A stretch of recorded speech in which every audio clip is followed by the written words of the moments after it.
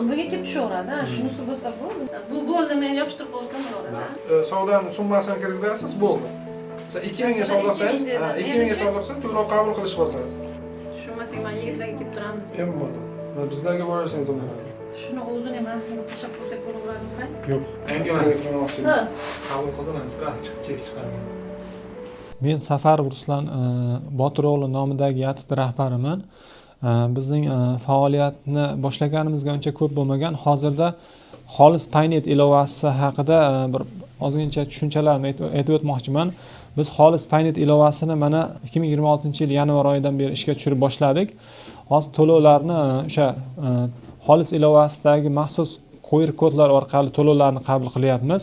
Bu bizga ishimizga juda ham osonliklar tug'diryapti. Ya'ni kassaparat vaqt sarflar hamda soliq hisobotlarimizda ham soliqdagi hisobotlarimizda ham bir yengillashtirish bo'ldi. Hozirda elektron tarzdagi bu hisobotlar shakllanyapti hamda to'g'ridan to'g'ri soliq bazasiga tushib, o'shanda daromadimizning ya'ni 1% dan o'sha soliq nima to'lovi to'layapmiz.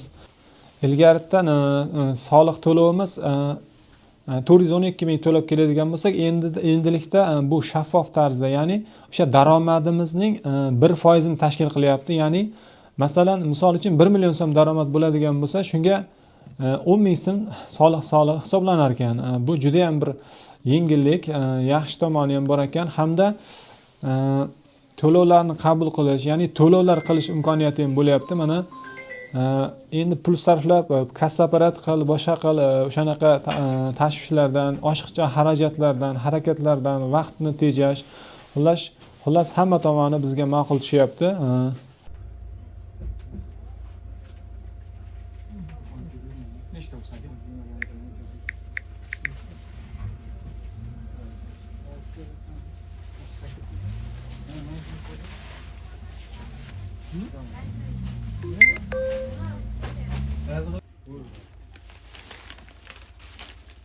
Bizga hozirgi bu QR kod juda qulay bo'ldi. Avvallar masalan terminalda chek chiqarib qiyinchiliklar bo'lardi. Bunda juda oson, klientlarga ham juda udobniy. Shunda urib bemalol chiqib ketyapti. Bizga juda yaxshi, qulay bo'ldi. Xaridorlarim o'rganishyaptimi? Albatta, o'rganyapti. Sekin-sekin telefonda juda qulay bo'lyapti. Mana hozir siz savdo qildingiz. Sizga qanchalik qulayligini bizga aytib berasiz?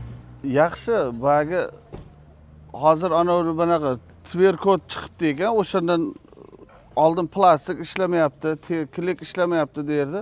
Hozir o'sha Paynet ilova orqali savdo qilyapmiz, yaxshi hammasi. Hozir bizlarga juda ham yengillik bo'ldi.